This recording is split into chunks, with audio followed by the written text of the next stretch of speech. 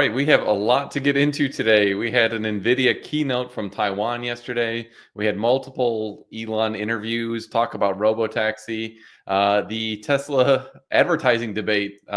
Never a dull moment in that topic. Lots to get into on that front. And then Secretary of Transportation Sean Duffy was at Giga Austin today. So a lot happening pretty much all today, actually. This isn't so much a weekly recap as a like what has happened in the last 24 hours. So news cycle. How you And doing? yeah, someone shouted at Elon, "No demand," and Elon says there is demand. So Infinite demand.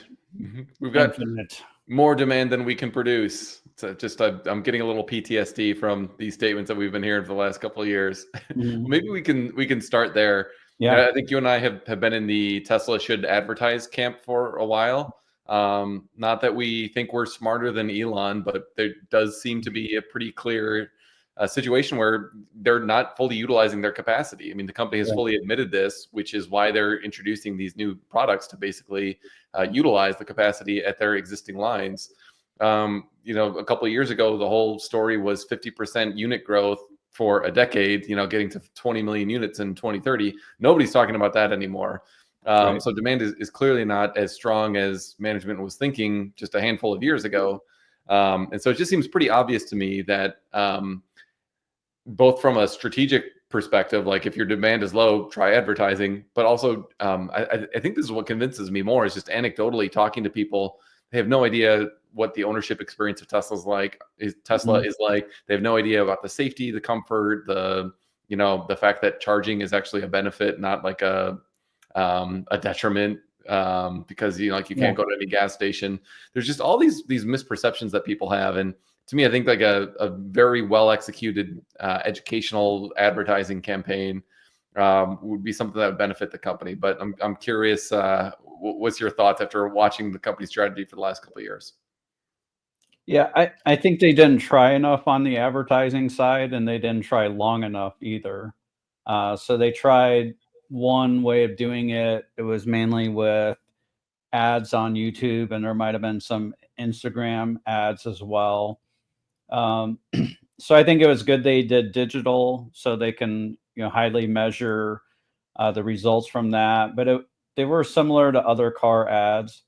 So I thought they could have turned heads better, and they are making some really clever videos now, which I think would make really good ads. And maybe Jordan, if you could find this from the main brand account. So there's an ad there's a video where they're just showing the windshield wiper fluid, and they're showing it being poured into a Tesla, and then they have the scrolling list of things you don't have to worry about from a maintenance standpoint. So it turns your head or your ear for multiple reasons. Most ads, they talk at you. So if there's an ad with just music or like a sound, it really stands out. So it's just the sound of the wiper fluid going in. You're also like wondering, okay, well, the wiper fluid really isn't draining. So it's kind of like a fake video of the wiper fluid going in. Oh, I've never seen this. Yeah. I thought this was really clever. So like the wiper fluid isn't really going down. So they're just kind of showing. So it's like all these things you don't have to put up with from a maintenance standpoint. I think that's a really good ad. Go ahead, Matt. Yeah, it really is because I mean there's still just so much misinformation out there, like we were saying earlier. I think there probably are a lot of people who would consider a Tesla if they didn't think that they spontaneously combusted, for example, or if they knew of the safety benefits, or if they knew of the benefits in maintenance, or like the lower cost of fuel when you're charging at home compared to gasoline. Like there are all these benefits that us nerds know all about, but like when Tesla posts a video like that on X, we all see it and we're like, "Oh, that's so awesome! That's so cool!" But the people they need to be reaching it are not you and I, and Yeah, they're they're not not seeing it. Tesla. It's Tesla nerds that are seeing it mostly. Yeah. So that's the thing that is just frustrating is like Elon for years has been saying like, well, like if people can't afford the cars, then it doesn't matter if you advertise them. And I'm like, okay, well, fair enough, but it's not like advertising has literally zero benefit. And so Yeah. it's one of the things that I find so frustrating is they haven't really tried. And I think we're like, I don't think it's going to change at this point. Like we're just going full on robotaxis. That is the future of the company. Mhm. I just think this probably could have been managed a bit better. So there was a little bit more of like a backstop to the company's earnings and frankly valuation, as opposed to just like the pure robotaxi business. Because I think where we are right now, from a valuation standpoint, you can't come close to justifying the current price of the stock from the core auto business. But I would say that was not true like 3 years ago. You could definitely justify the price of the stock with the combination of the earnings growth that they had and then their projected like volumes and delivery growth. You could really underwrite the stock price, in the 250 to 350 range, just on the strength of kind of increased unit volumes at 20% plus automotive gross margins, and then everything that was happening on the energy side. But now it's like you can't really come close to doing that, especially when volumes are stagnant. You at that point you don't deserve the high multiple just on that piece of the business alone. So it really makes the entire valuation. I think we're actually seeing this a little bit right now with the stock price, where like There's this uncertainty. Yeah. it's uncertain. Like based on the car business alone, it should be worth a lot less. But the like taxi future is like we're so close to that now. Like there's some of this upside optionality is very clearly being priced in, but that definitely wasn't the case before. So Yeah. I think it's a bit of a missed opportunity. But at this point, I'm like, Elon's not changing his mind on this. Yeah, I wish they'd just try some more variety just to see what would work versus what wouldn't. Um, so the reason we're bringing this up is it's looking like Q2 sales are weak. The Model Y is greatly improved from what the Model Y was a year ago. It's old Model Y owners are switching over to the new Model Y, and even though they've heard how good it is now, they're shocked to find out like the huge difference between what they were driving then versus now. And these are Tesla people.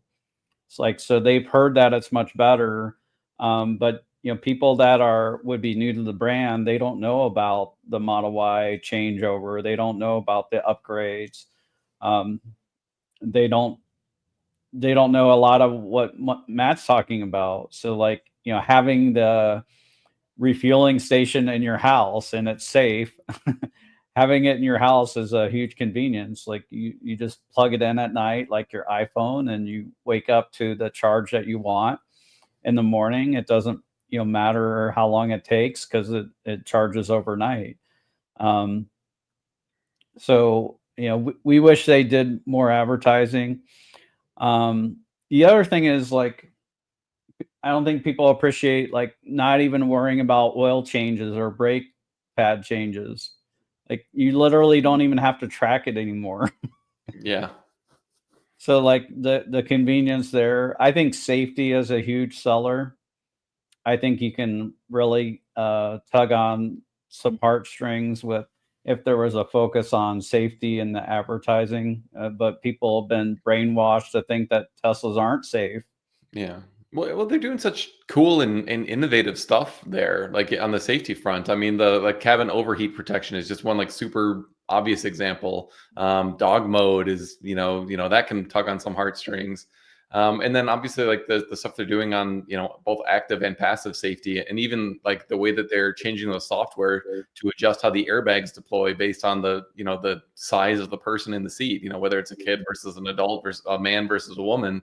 Like there are like huge differences, and a lot of the crash test dummies, my understanding is, are just modeled on a man, which means that it's actually suboptimal for a woman who's like, head is going to be in a slightly different spot and is a slightly smaller build overall in general.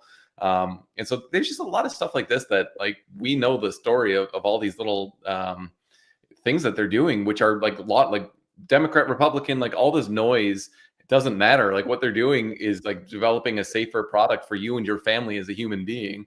But all that good work, I think, is being overshadowed by the narrative on stuff on the periphery and Elon and all his politics, and it's just a shame, I think. But so you were triggered today by some Elon statement. Maybe he said it, maybe he didn't, where he said there's no demand issue. So what if we were to take Elon at his word, Matt? I'll push back here. Sure.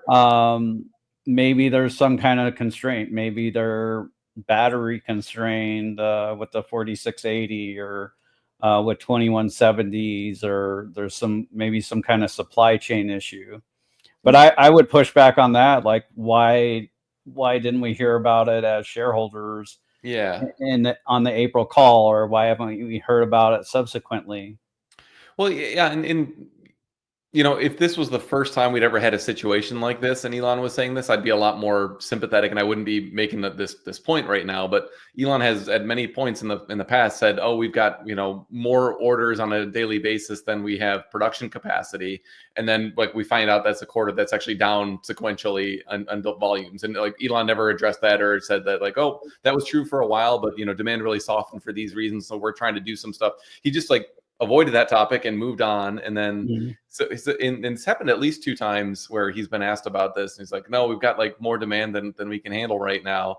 Or there was his famous quasi infinite demand comment that he made a while back. And so I think he's a little bit of the boy who cried wolf on this topic, where in my mind he's hurt his own credibility, at least on this one topic, enough times where he gives you something which, if you take him at face value, it should imply that, like this quarter, for example, we should be producing, like about as much as we can, or we should be delivering about as much as we can produce. Yeah. But with all the signs we're seeing of production and deliveries being, sub 400,000, probably, again, like that is those no demand problem and deliveries sub 400,000 don't really make sense unless there is some huge supply constraint. And I would say the reason we know there's not some huge supply constraint is because we're not seeing inventories pile up. For most variants, you're still able to get a delivery in 1 to 3 weeks, which shows that there's not demand just stacking up. Like it was in, what was that, 2021, I think, with the after like COVID and all the huge demand that we saw after all the stimulus. There you saw like lead times really stretching out. There was zero inventory. That is very different environment from what we're seeing right now. So taking it all together, it just seems like maybe there's pockets of strong demand, like the long range, or I forget. Yeah, I think it's the rear wheel drive Model Y is like a 3 to 5 week wait time right now, which is like one anecdotally good piece of demand. But it also could be the case that they're doing batches of all-wheel drive and then batches of rear-wheel drive, and so there's just maybe some natural spacing with that.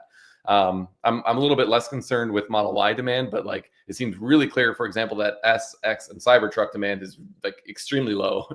Now those don't create a whole lot of value to the company in the long term, anyways. But 3 seems to be a bit of a trouble, and then we've got some news of some competitors in China launching very competitive products. I think it's this week.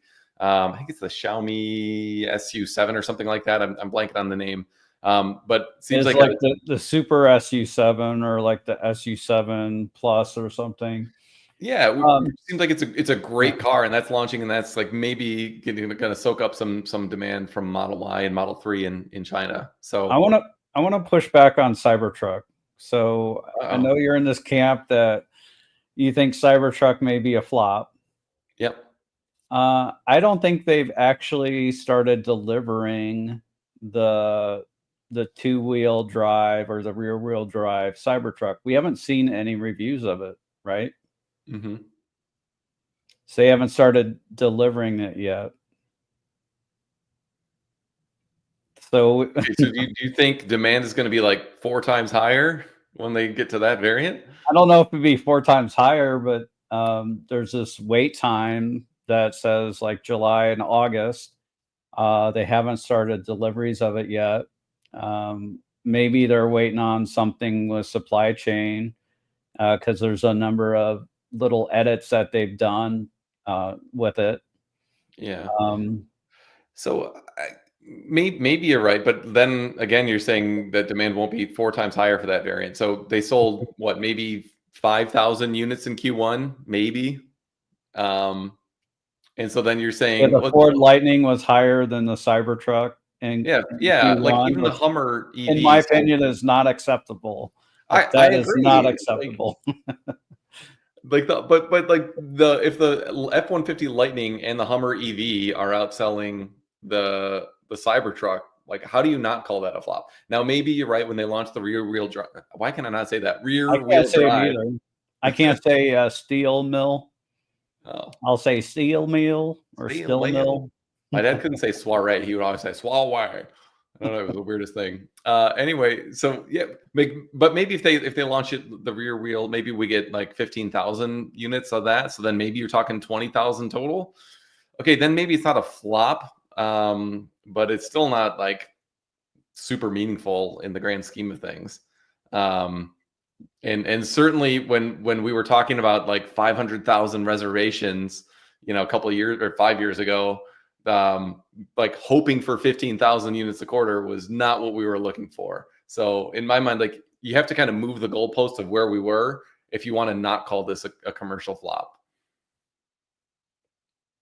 Yeah. And Yeah. all right, so I was thinking Cybertruck would be 250,000 a year. yeah, But they that's kind need of to where I think was. about like expanding their capacity at Giga, Texas. Like, I was on the overside of 250,000 a year. Um, so yeah, it's definitely been a disappointment. So we're not suddenly bears. But you know, we are a little more balanced than some bulls. Um, let's talk about a little drama here, which kind of relates to what we were talking about. Ooh, Elon had a couple interviews. One of them might have been with the UAE or Abu Dhabi or something, I think it and was in Qatar. it's pretty spicy. Where the reporter just kept on going through topics that were negative, and at one point, Elon insisted that the reporter answer a question, and the reporter refused.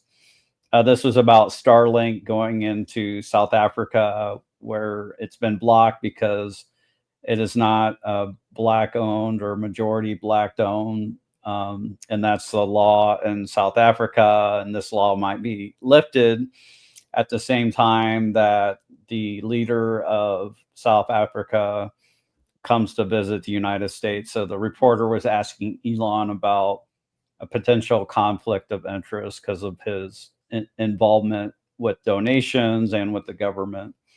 Um, so the question here is like, is Elon opposed to the media?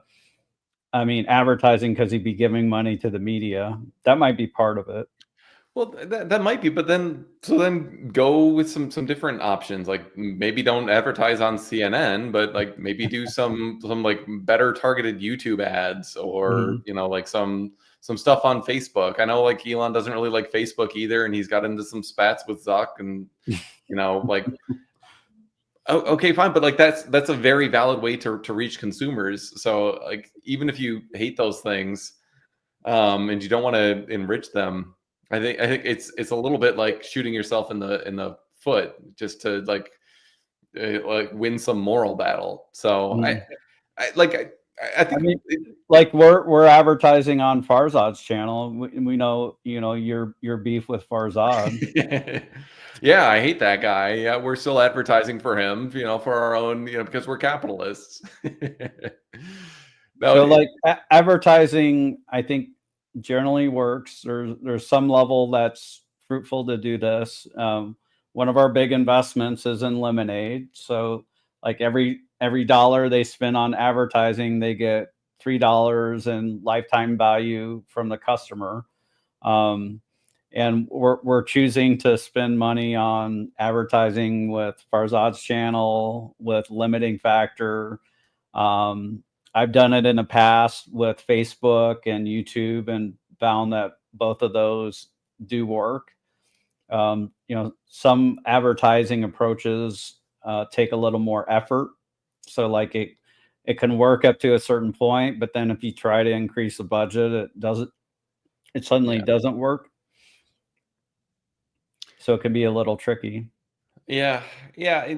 I mean, I think maybe we should move on from this All right. this topic just because like I think we painted a pretty negative picture so far. But like honestly, I think what really matters why we're in the stock in the first place is not because we think they can get to 600,000 units a quarter by Q4 this year. Like whether they're at 380 this quarter or at like 450, in my mind it's like it's a suboptimal strategy that they're choosing, which on the fringes would like result in slightly better economics and probably a slightly better share price.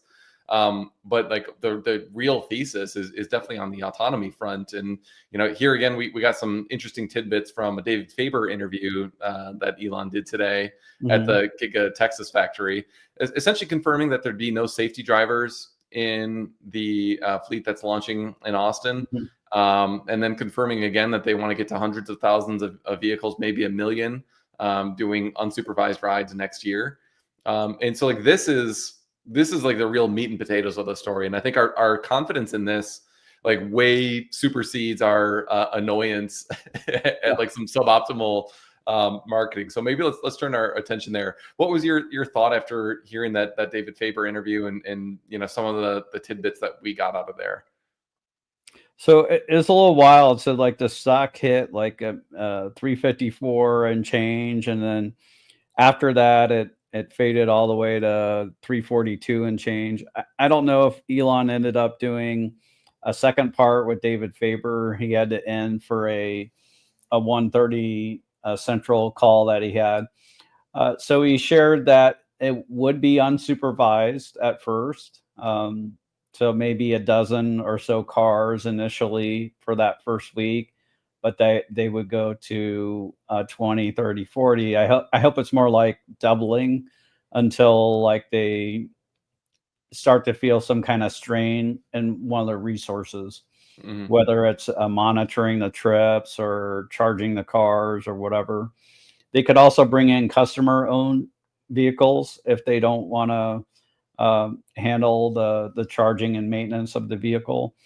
Elon claimed that there is no disengagements with the several hundred safety drivers that are driving around Austin. He did, importantly, he did say that they're targeting this within areas that they feel very comfortable that it will work well in.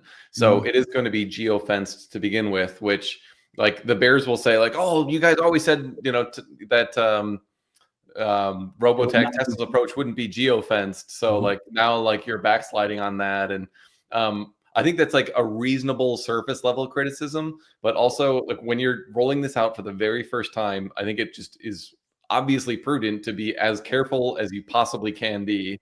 And that means like, okay, let's launch it in a very small scale in a geography that we know it will work extremely well, and then kind of understand what are the different edge cases around there, and then try broadening it out a little bit after we get a little bit more confidence. And then like we know the underlying model is capable of going wide, but I think when you're going from supervised to unsupervised, and there's that extra level of like you're removing that extra level of safety essentially by not having a human watching.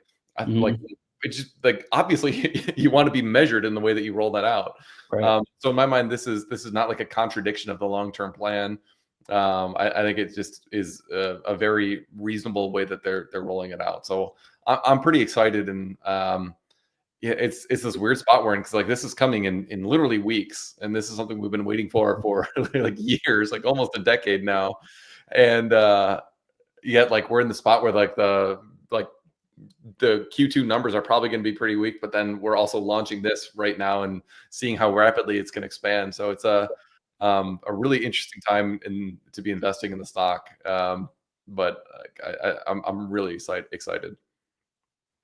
So I do want to note, so we got some negative comments about Robotaxi. So we do have a video that we put up on YouTube where I go through the unit economics of running a car and Robotaxi.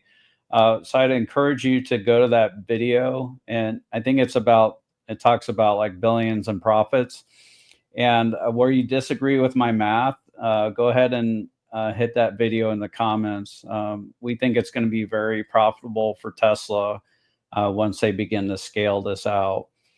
And I want to just address this comment directly, because what I've been saying all along is don't ignore profits. Like, model the profits out quarterly in as much detail as possible and try to get that as accurately as possible. But then also do the same thing on the longer term profile. So what I would say is don't invest only based on one quarter's results or like the next 12 months. Definitely take those into consideration. And especially when we, through Rebellion Air do trimming and adding for our clients, we're very much looking at this, these sort of factors on a short term to help influence our decisions. But why you're investing in something that is like creating a new product category, look at the long-term profit potential, not the short term. Yeah.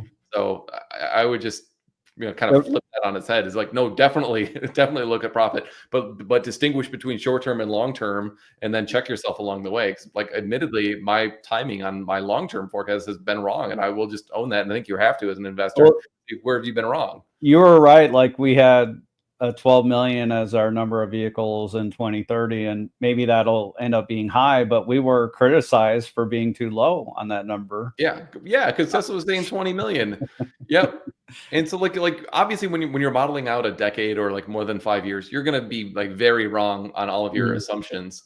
But what you want to try to get right is the general trend. And the general trend that I believed in 8 years ago and that I still believe in today is that a vision only autonomous system manufactured at extremely low cost is going to be transformative to the overall transportation industry and will be massively profitable. That's the core thesis. Like, the timing, the execution, whether they should do advertising, like that stuff is a little bit of noise along the way, which like we're still calling out. We still think that there's room for improvement here. We're not glazing Tesla along the way of lower priority. So like I don't know. I feel like there's like, where I want to be as an investor is where I'm catching flack from both Tesla Q and from the Tesla bulls, because like I'm, just like too like blind on both sides that they're alleging. I'm like, okay, that's, that's probably reasonably close to the truth. And that's really where I want to be. Yeah. And I do want to make a point from a long-term investor standpoint. With any company you're investing in, yes, last quarter's profits are important. They're an indicator, but you're really investing for what are the profits going to be for the next 10 years. So whether or not you're going to buy the Andor franchise from Disney, so this person is a Cassian Rogue One fan, which I love Andor, by the way. Andor is really good. Lot of spy stuff going on in that show.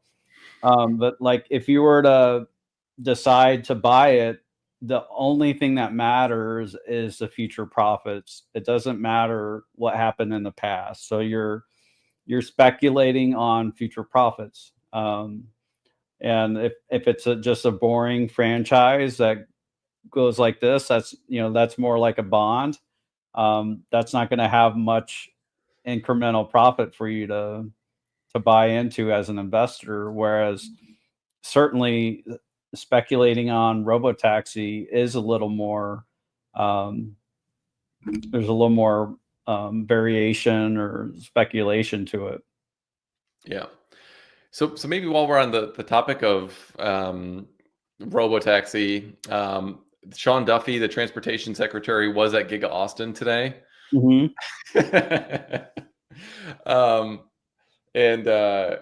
he talked a little bit about how their job is to like really ensure safety, but like not to I forget exactly how we worded it. It was really well worded, but basically saying like, we're not here just like trying to like put rules and like restrictions.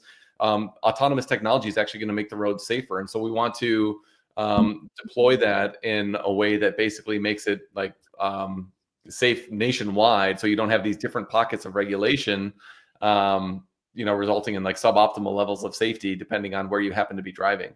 So I think that this is like a very meaningful catalyst, I think, to the company, and honestly, just as like an American, something that I think is extremely prudent for our country to have a technology embracing set of regulations that is nationwide, because like cars are very obviously can travel nationwide. So you should have one set of frameworks that governs autonomous technology. And I do think this is the like very important from a human level, because it is going to save tens of thousands of lives, like hundreds of thousands of lives. I mean, over a long enough time span, it's going to save millions of lives. Yeah. And so like prioritizing that and having a framework that encourages adoption of this technology for the benefit of our roads is like a really important thing. Sounds like that's something that is pretty close to maybe not implementation, but at least to getting some more like ideas of how that framework is going to look. And that's, I think, a very, very good thing for Tesla, because they've got a generalized approach that will work nationwide.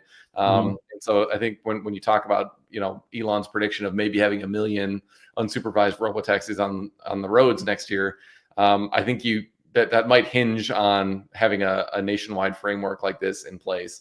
So that's something that I think is really important. The fact that, he was there at Giga Texas today, and talking about this to CNBC, that's a really good sign, I think. And Elon obviously has some political clout with this administration, so this is something that I think is very important to watch, because it's just the sort of thing that can happen really quickly, where the regulations get in place, Tesla gets to a level of comfort with their models, and having done these few pilot cities, they might just say, in March of next year, all right, let's like go wide. And then you've got that moment that Elon's been talking about for years, where you've got this massive increase in value of all these assets of cars that had FSD. So I'm pretty excited about that, and something that I'm definitely gonna be watching pretty closely.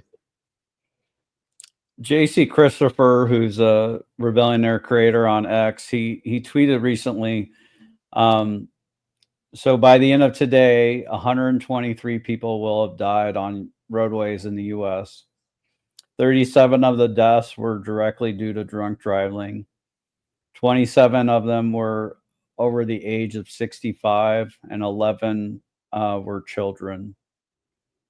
This happened in the last 24 hours and will happen again over the next 24 hours.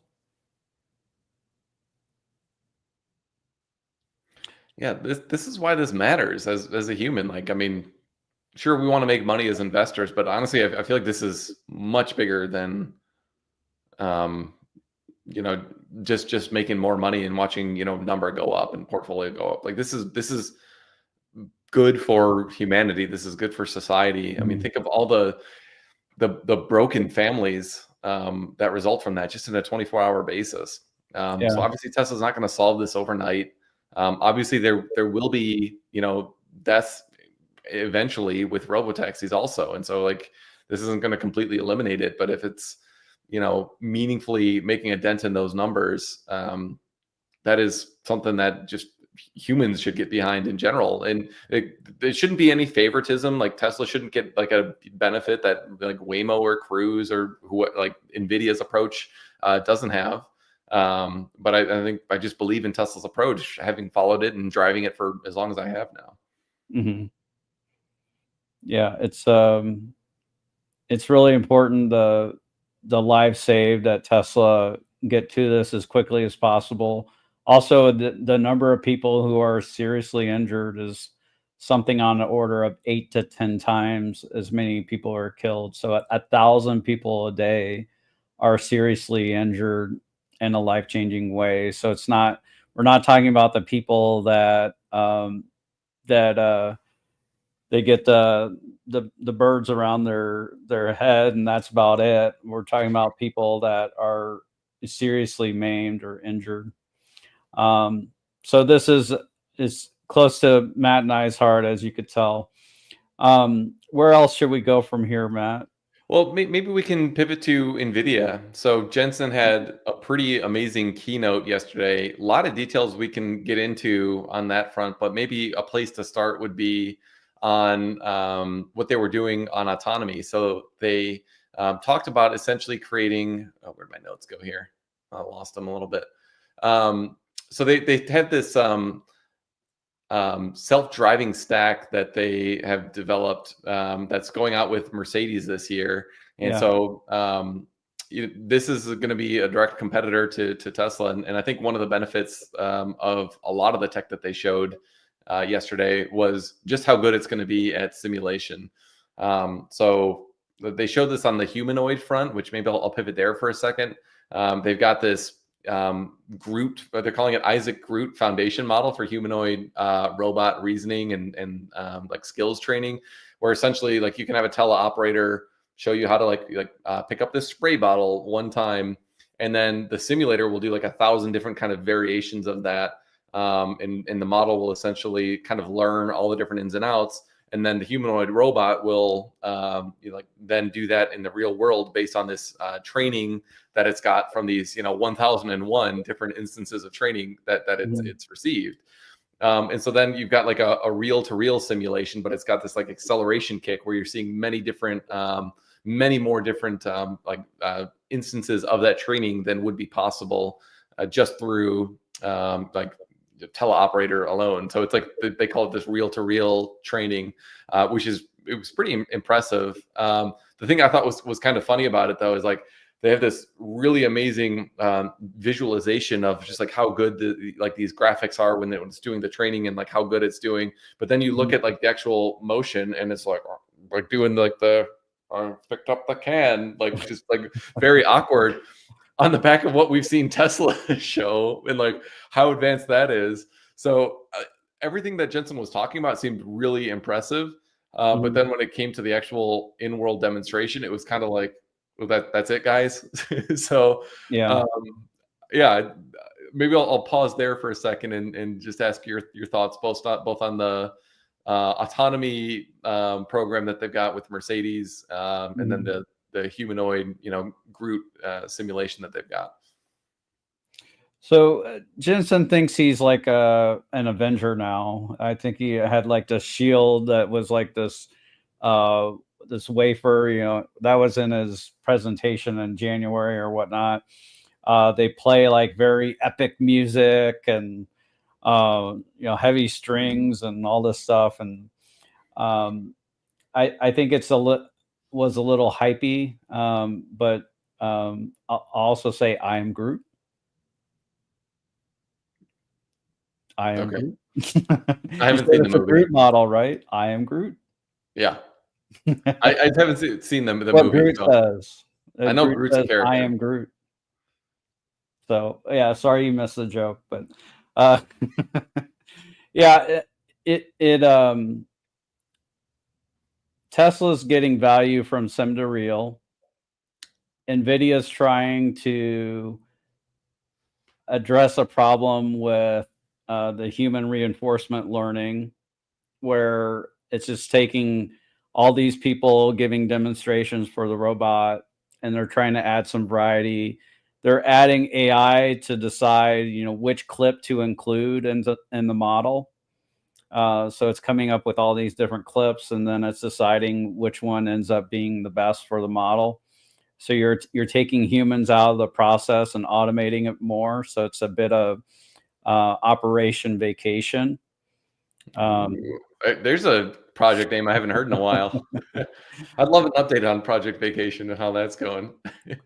I'm skeptical about the whole partnership with Mercedes. I think they'll give software and maybe some hardware to Mercedes, but I'm curious where it's actually going to be, how it's going to drive. NVIDIA's given chips to Chinese automakers, and Chinese automakers are behind Tesla.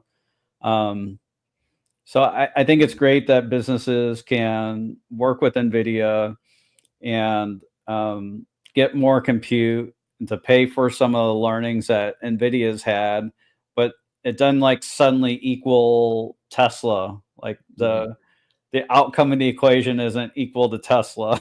Yeah, I mean, as I was thinking about it, like so they're talking about open sourcing these models, and so like I think in the long term, autonomy does become commoditized. So maybe, Tesla has this kind of commanding lead in performance for 5 years or something like that. But, I think eventually these open source models will, be on enough vehicles that have enough real world training, and then, the simulation gets better, the training gets better. There's, the compute gets like exponentially bigger.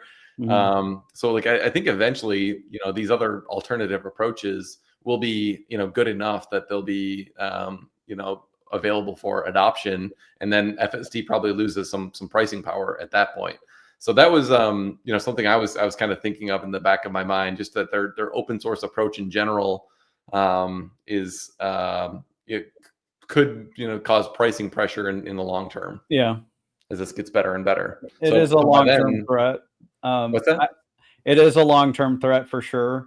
But one thing I did as I listened to the keynote is I drove over to the Mercedes dealership, and I was just curious, what cameras do they have on a car today to know, okay, what information are they collecting?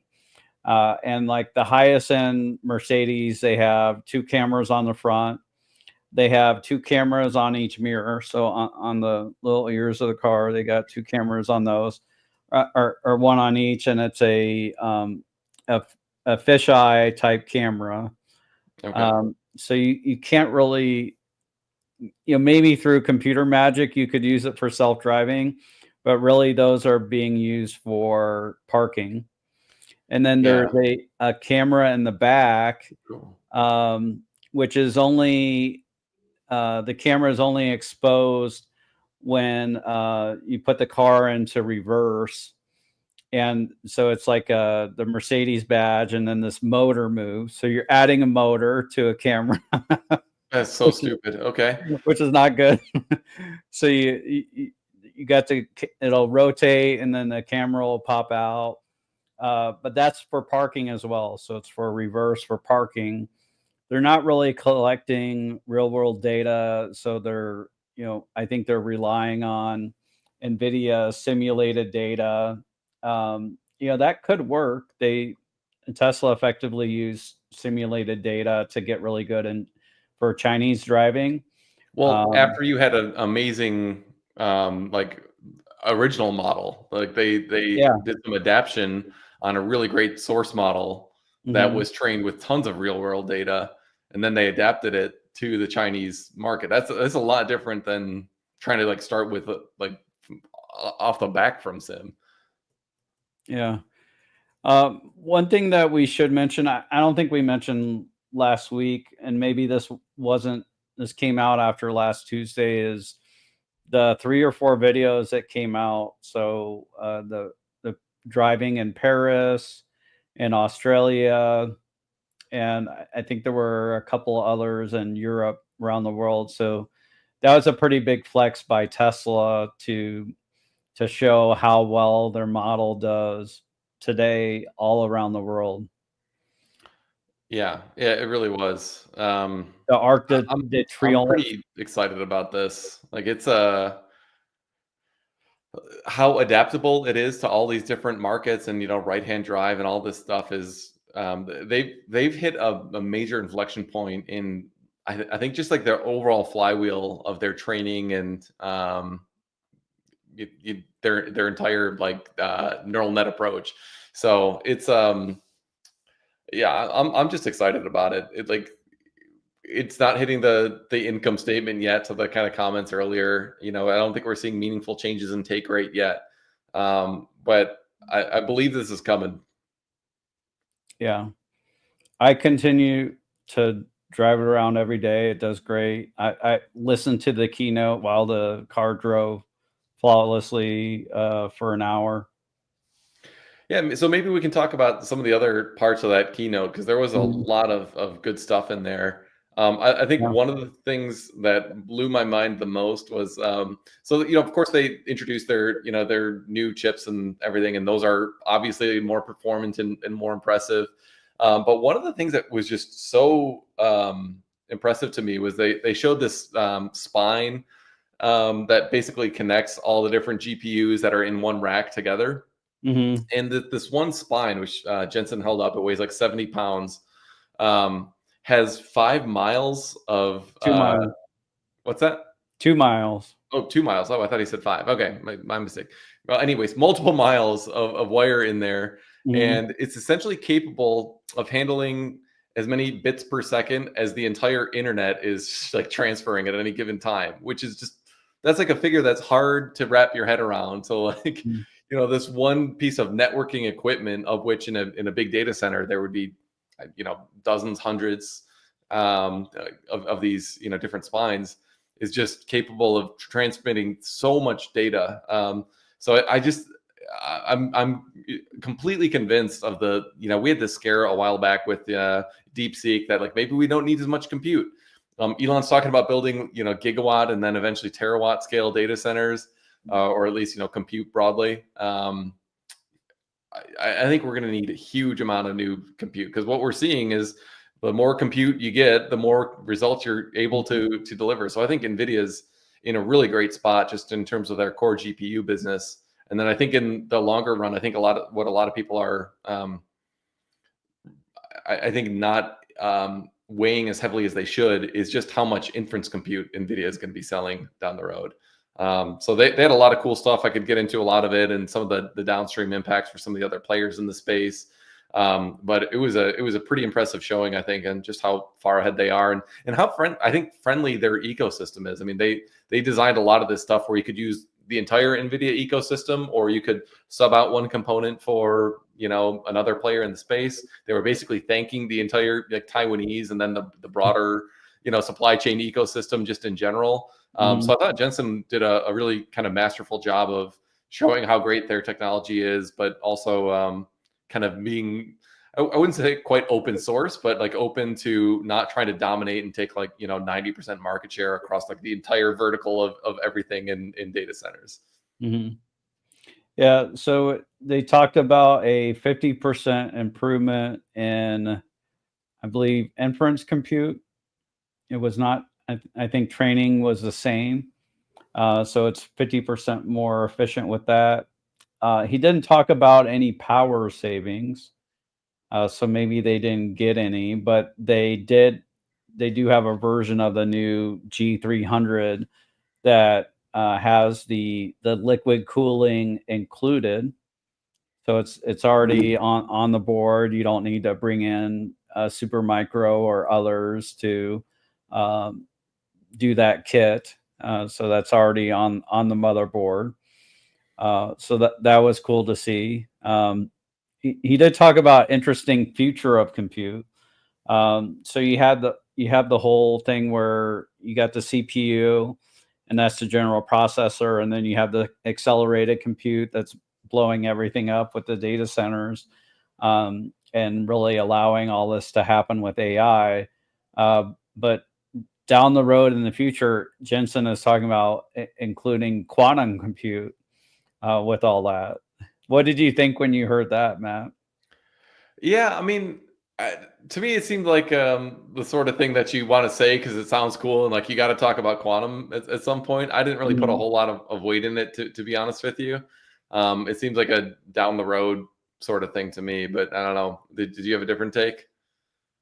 Yeah, I'm still skeptical, but I do agree with you. I think it's cool that if you have your own CPU or custom ASIC processor, that you can plug that in, and essentially NVIDIA created these common interfaces where you can do that. So if you're heavily invested in a certain type of processor, you can do that. I also thought it was really cool all the work that all the NVIDIA suppliers and OEMs had done around creating digital twins.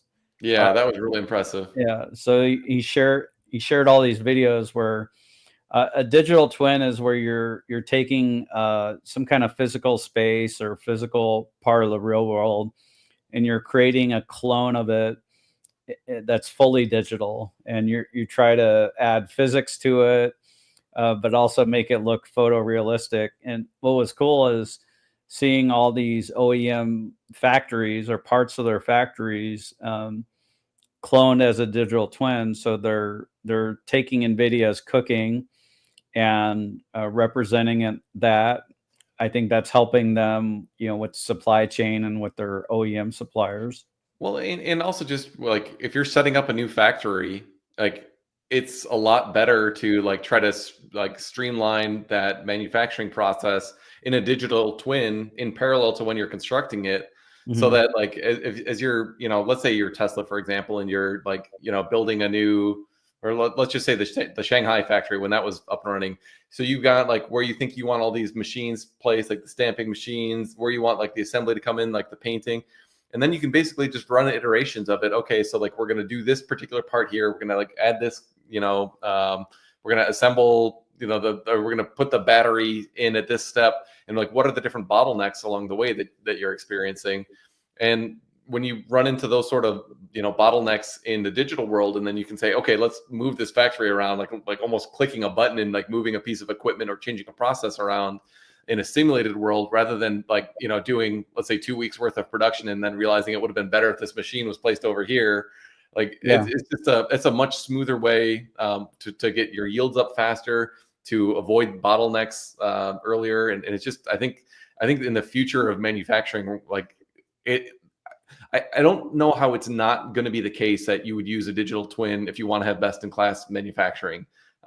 It just seems like very obvious to me that would be a better way than just like, humans saying, yeah, let's like put that about here. And like, this should work reasonably well if you do that like at the drawing stage, as opposed to like seeing what it's actually like when it's in production.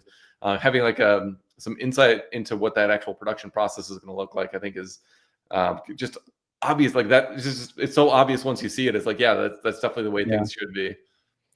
This is something that Scott Walter's company does a lot of. They're called visual components, I believe. So they'll create a factory in a virtual space, and they'll look at cycle times and like how the robot interacts with the environment. So you make sure that the robot can do its path and not clip into things, and figure out like how many humans you need involved, and like what's the optimal number of machines based off of the processes. So it is good to dial it in that way. Go ahead. Yeah, so one other part of the presentation I thought was really cool and worth bringing up. There was this one part toward the end where there was this like really cool kind of animated scene, and people forget that NVIDIA actually has its background doing graphics for video games essentially. So it was this like amazing, like highly rendered scene with like waterfalls and like butterflies and all this really cool stuff. But obviously, as you're rendering more and more like detailed videos, the compute load increases, by a very significant degree. So one of the amazing, I think, software unlocks that they figured out how to do was they had their GPUs actually only render 10% of the pixels. And then they essentially developed an AI that would guess what the surrounding pixels were for each one of those 10.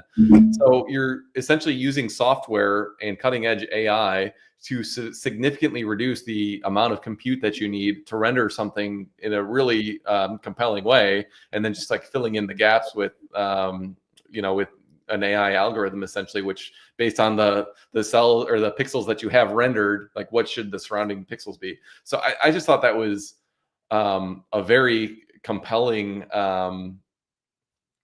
process that they had, and it looked amazing. And I like, honestly, this was like a 2-story tall and I don't know 50-foot wide screen that was just, it looked amazing. And so to get those sort of results, it just I think the spot we're in right now from an overall technology standpoint, where you've got like the GPUs, the actual compute progressing at such a rapid rate, and then you got these AI tools which makes your compute so much more efficient, and where you can like eke so much more performance out of one unit of compute. Then you're putting these like double exponentials on top of each other. I don't know exactly how that's going to translate into real world efficiency, but there's going to be a lot of good stuff that comes out of how much improvement we're getting, both out of the amount of compute, the compute efficiency, and then the software tools that are enabling us to do more. So it's just a very exciting time. With that, we need to run for now. He's Matt Smith. I'm Bradford Ferguson with rebellionaire.com. We got a new website. Check us out at rebellionaire.com. And it's been good talking with you. And with that, I'm going to say bye for now. Bye-bye.